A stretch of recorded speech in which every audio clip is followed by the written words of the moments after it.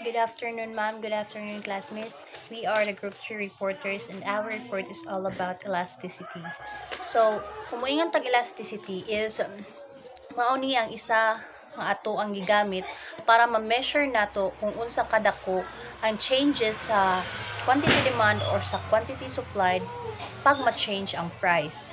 So, na siya step-by-step calculation which is kung unsaon nato pag-solve sa price elasticity of demand. Para makalculate nato ang price elasticity of demand is mugamit ta atong gitawag nato nga midpoint method. So mo na ang formula kanang nasa screen, which is Q2 minus 1 over Q2 plus Q1 divided by 2 times 100. Mao na ang formula sa change in quantity. Tapos pag moingon pud tag change in price is naa sab siya formula, which is P1 minus P2 minus P1 over P2 plus P1 divided by 2 times 100. Mao nang formula sa change in price. So kung nagwonder mo kung unsa nang Q1 ug mga kanang P1 is Q1 is mao na siya ang atong initial quantity demanded. Then ang Q2 is mao nang new quantity demanded. Sa price sub kung moingon tag P2 or P1, ang P2 is new price. Then ang P1 is initial price. Mao na siya ang meaning nga na para magkasabot ta. So na siya step-by-step calculation sa change in quantity. So, ako lang gisuwat 3 para dili ko malibog ang calculation. So, tanawan ninyo sa graph. Try to look at the graph, which is, nag-ingon siya, i-calculate daw nato ang elasticity between sa point E o point B, and also point G and H. So, ang akong ipakita lang ang calculation is diri ara sa point E and B, kay diri sa point G and H is same process naman gyapon siya para din na kayo magtaas ang video. So first nato buhaton is i-calculate nato ang change in quantity. So tan-awon na sab nato sa graph nga naa sa screen kung pila ang quantity. So ang quantity nga to is 3,000, mo nang 3,000 nasa screen. So, mo na siya, ang 3,000 is mo na ang ato ang Q2. Then, ang 2,800 is mo na atong Q1. So, 3,000 minus 2,800 is 200. Sundon lang nato ang formula. Then, another na sab, 3,000 plus 2,800 divided by 2 is equals to 2,900. So, pag makuha nato siya, ato na sa ikuan. Katong 200 divided by 2,900 times 100 equals 6.9, which is mo na ato ang change in quantity. Second, nato isolve is ang change in price. So, same process ra gihapon, tan-awon lang gihapon nato ang graph kung pila ang price. So, ang nakabutang na sa graph is 60 ang ato ang P2. Unya, 70 ang ato ang P1, which is the initial price. So, 60 minus 70 is negative 10. Tapos, diri na po sa denominator niya is 60 plus 70 divided by 2 is equals to 65. Same process lang gihapon, ato siyang i-divide in negative 10 minus 65. Negative 10 minus 65. Negative 10 divided by 65 is equals to negative 10 divided by 65 times 100 is equals to negative 15.4. Then after nato makalculate ang change in quantity and change in price is ato na dayong i-calculate ang price elasticity of demand between sa change in price o change in quantity. So, sa pag-calculate sa PED or price elasticity of demand is, gamito nato ang iyahang formula, which is, sayon lang kayong formula ani, change in quantity divided by change in price lang. Mao na ang formula sa pagkuha nato sa price elasticity of demand. So, tan-aw na to ang kuan. Change in quantity is 6.9, di ba? Divided by change in price, which is negative 15.4. So, calculate na to, 6.9% divided by negative 15.4% is equals to 0.45%. So, ang price elasticity of demand is 0.45%, meaning inelastic ang demand. Tungod kay wala kaayo na bag-o sa kadaghanon sa demand bisa although bag-o ang price or ang presyo. Second na to isolve is ang price elasticity of supply. So, try to look at the example. Ingon siya dira is nagtaas daw ang price from 650 to 700 pesos. And then ang unit sub is nagtaas sub from 10,000 to 13,000.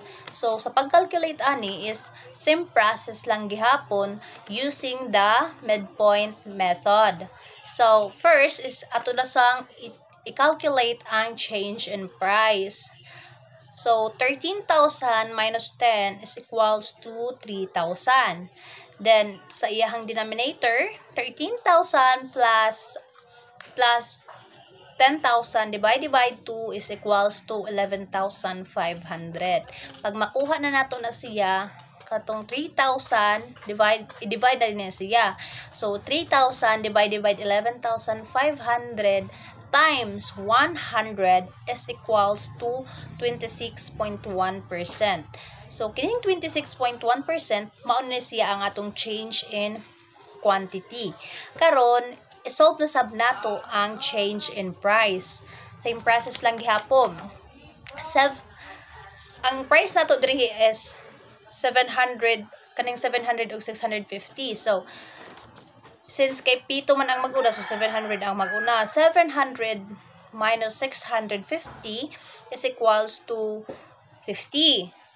Then, 700 plus 650 divide 2 is equals to 675. So, 50 divided by 675 times 100 is equals to 7.4%. So, sa pagkuha na pud nato sa kuam, price elasticity of supply, same process lang gihapon. Balik ra jud ni. Same process lang. Pareha sa PED ganina, pagkuha sa price elasticity of demand.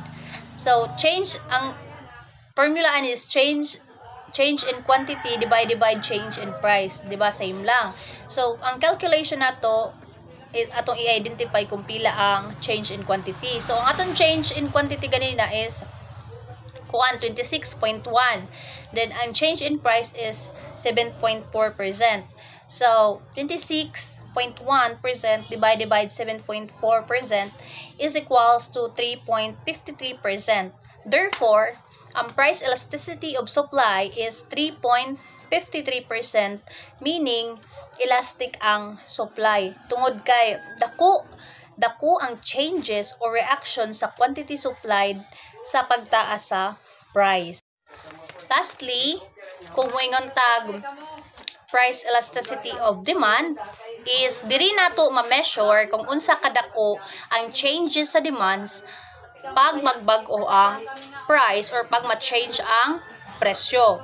Kung moingon sabtag price elasticity of supply is diri nato ma-measure kung unsa kadako ang changes sa supply once magbag-o ang price. Order from group 3. My topic is polar cases of elasticity and constant elasticity.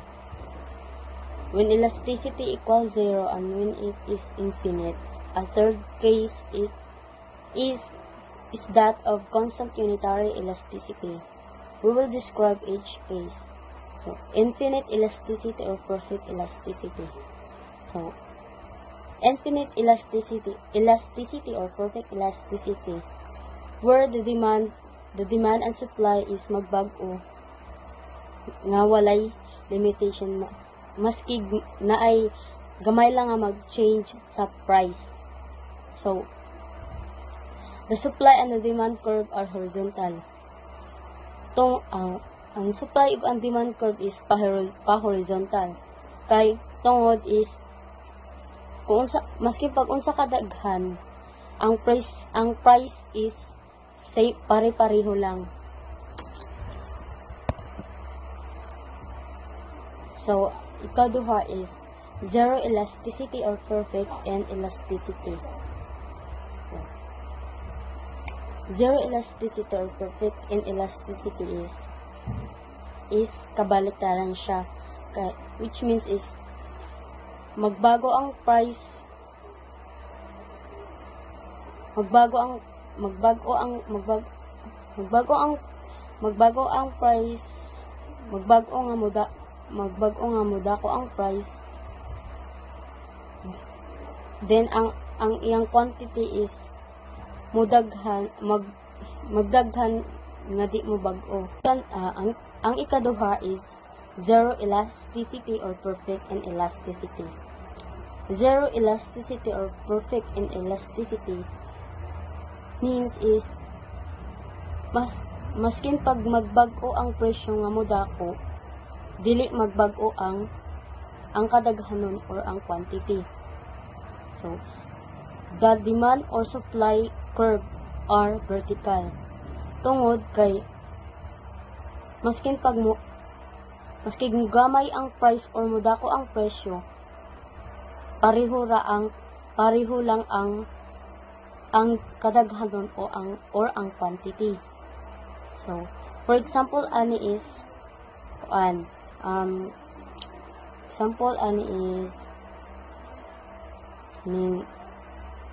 tambal nga maskin pag unsa kataas ang presyo sa tambal, paliton gihapon sa tao. Kay kuan man siya, demand man siya. So, ikatulo is constant unitary elasticity demand curve. So, means is ang constant unitary elasticity demand curve is kada percentage sa pag-change sa price is equal siya sa same percentage nga mag-change sa quantity demanded. So, a demand curve with constant unitary elasticity will be a curved line. So, means ang pasabot aning naa sa graph is ang percentage sa pag-change sa price is exact equal lang siya sa percentage nga mag-change sa kadaghan or quantity. Mo na siya ang sa constant unitary demand curve. Number 4 is a constant unitary elasticity supply curve. So, ang diriya is same lang sila sa demand. So, ang percentage sa pagtaas sa price is equal siya sa percentage sa pagdaghan sa quantity supplied. For example, kung mutaas og 25% ang price, mutaas pod og 25% ang quantity supplied. So next is, does rising price bring in more revenue? If the demand is elastic, then percent change in quantity demand greater than percent change in price. Therefore, a given percent rise in price will be more than offset by a larger percent fall in quantity, so the total revenue, price times quantity, falls. So, means is, ang total revenue niya is nagbaba. Then, if the demand is unitary, then percent change in quantity demand equals percent change in price. Therefore, a given percent rise in price will exactly offset by an equal percent fall in a quantity so that total revenue, price times quantity, is unchanged. So, means is, ang total revenue niya is pareho lang. And then if the demand is inelastic, then percent change in quantity demand less than percent change in price. Therefore, a given percent rise in price will cause a smaller percent fall in quantity so that total revenue, price times quantity, rises. Means is, ang total revenue niya is mutaas. Is passing along cost savings to consumers. Cost savings means pag magbaba ang gastos sa products. So graph is na ay inelastic demand and elastic demand. So ang sa graph is, kung ang inelastic demand is kung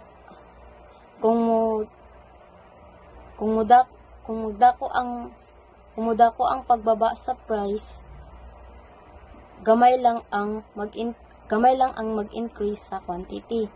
And then kung ang elastic demand, gamay lang ang pagbaba sa price, pero mas dako ang pag-increase sa quantity. For example sa inelastic is medicine. Kung mubaba ang gasto sa pagbuhat sa medicine, mas mugamay ang presyo, pero dili ingon nga mudako ang quantity sa demand. And then sa example sa elastic demand, cellphone. Pag mubaba ang gasto sa pagbuhat sa smartphones, gamay lang ang mabawas sa presyo, pero mas daghan ang mupalit ana kay tungod is nagbaba man ang price sa smartphones.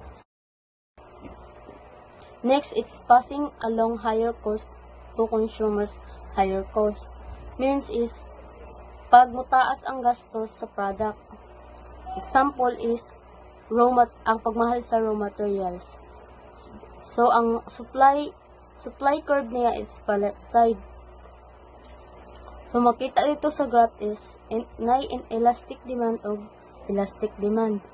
Ang inelastic demand is dako ang pagtaas sa price, but halos same lang ang quantity nga paliton. And then ang sa elastic demand is gamay lang ang pagtaas sa price, but ang quantity niya is nagbaba. And then example sa inelastic demand is cigarettes. Maskin pag mutaas ang tax ug ang price sa cigarettes is daghan gihapon ang mupalit. So halos pareho ra ang demand. And then sa elastic is, example is prutas like apple. Pag mutaas ang price sa apple, mas pilion nila ang lahi nga fruits like banana. So that's why nga city and tax is incidence is refers how the tax divided. And then ang epekto sa price nga ginabayaran sa consumers ug ang price nga na-receive sa producers. If impose the tax, mutaas ang presyo mutaas ang price para sa sa consumers, og then magbaba ang price sa na-receive sa producers. Then sa graph is makita nimo sa graph is naay elastic demand og inelastic demand og elastic demand. So pag mas elastic ang demand kaysa sa supply, mas magbaba ang tax nga ginabayaran sa consumer, ug mas mudako ang problem sa producers. And then sa elastic demand is pag mas elastic ang supply kaysa sa demand, mas dako ang tax nga ginabayaran sa consumers, ug mas magbaba ang kibali problem sa producers. And example sa inelastic is kung dali ra mailisan sa mga tao ang sugar, like pagbuhat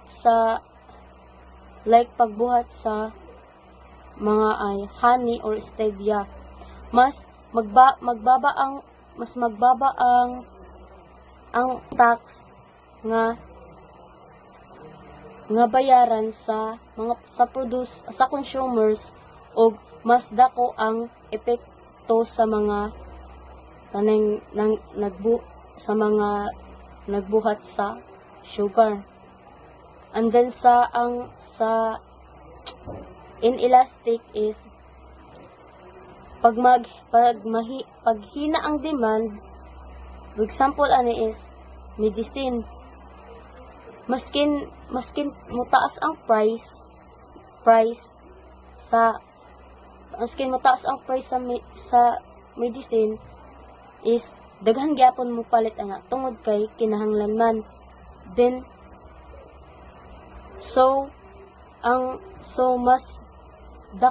mas dako ang part sa tax na nga bayaran.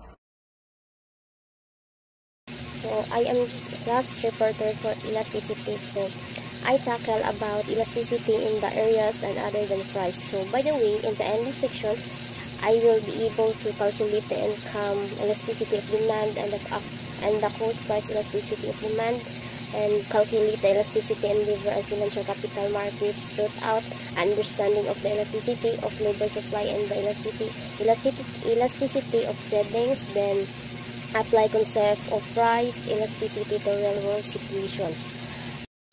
First is income elasticity of demand. So ang formula nila is the income elasticity of demand is the percentage change in quantity demanded.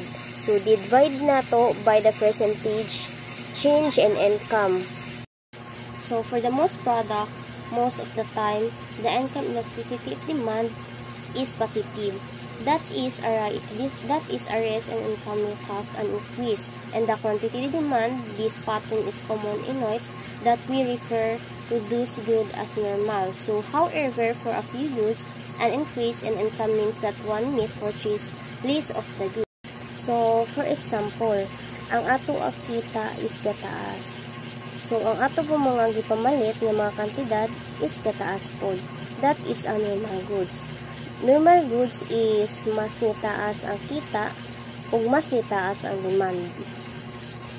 Then when the income elasticity of demand is negative, we call the good and inferior goods. For example, mas nitaas ang atong kita, then ang ato pong gipamalit is mas nigamay. That is inferior goods. And inferior goods is nitaas ang atong kita ug nibaba ang ato ang demand. Like ni-increase ang atong kita ug ni-demand. Ang atong demand is ni-decrease. So, second is cost price elasticity of demand. The cost price elasticity of demand puts some meat on the bones of these ideas. The term cost price refers to the idea that the price of one good is affecting the quantity demanded of a different good. Especially, the cost price elasticity of demand is the percentage change in quantity of good.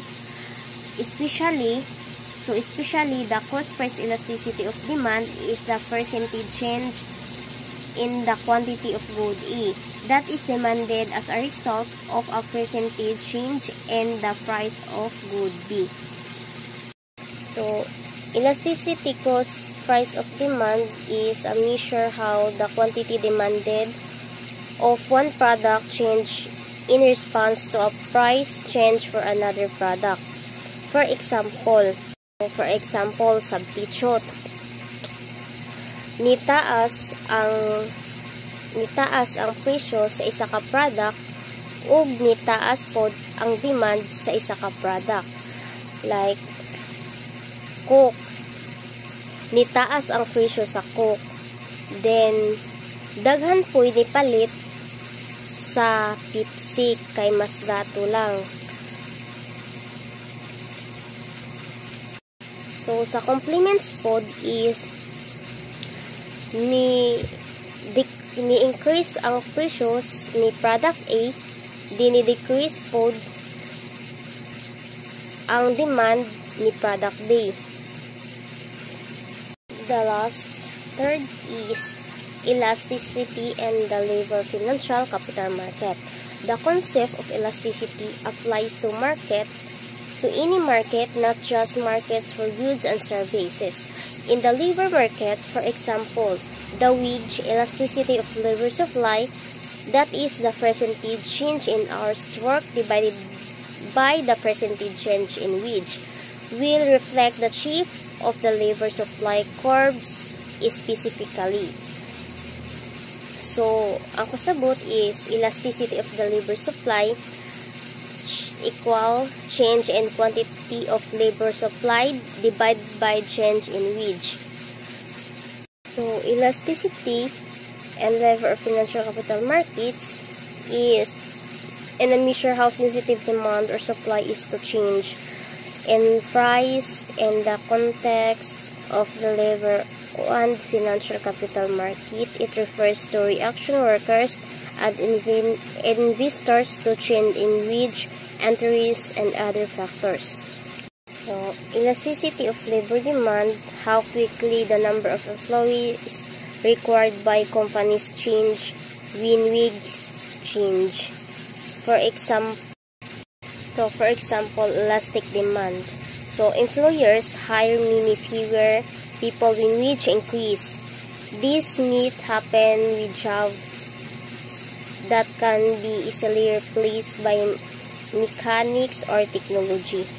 Then, inelastic demand niya is employers don't change their hiring much when wage increase. This applies to highly specialized jobs like surgeons where there is no easy substitutes. Then, inelastic supply is many people look for a job when wage increase. This is a typical for low-skill job where many people can fill the position. Then, ang inelastic supply, the number of people seeking a job does not change how when wages increase. For example, it takes a long time to train a surgeon, so a higher wage don't immediately increase the supply of qualified doctors. It is mo na siya ang demand at nagpautang or nag-ipon sa supply sa pagbago sa iyang interest. Muna siya ang pagbago sa iyang interest. So, for example, elasticity demand. So, kasagaran negosyante nangutang if mubaba ang interest niya. Then, kadalasan po nahitabo is pag mubaba po ang interest, ay kasagaran po mahitabo is baba ang iyang interest, kay gamay lang iyang utang, mura ra iyang utang. So, sa inelastic demand is, ang halaga ng utang, kay dili siya mabago, bisan pag magbago ang iyang interest. So, for example, si babae is nangutang siya para sa iyahang mga proyekto, siyang dakong proyekto, mga project, dako niyang mga project buhatonon. So, mag-continue gihapon na siya og pahiram bisan pag magbago ang iyahang interest. Then, ang elastic supply niya is daghan po'y tao nga nagbutang og kwarta sa bangko para motaas ang ilang interest, then mas naakit pud sila kay ang ilang kwarta is maipon pag budako mo ipon kapag mas dako ang ilang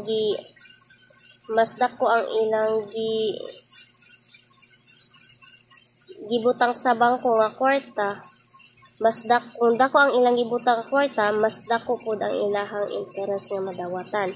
Then, so in the market for financial capital, the elasticity of savings is that the percentage change in the quantity of savings divided by the percentage change in interest rates will describe the shape of the supply curve for financial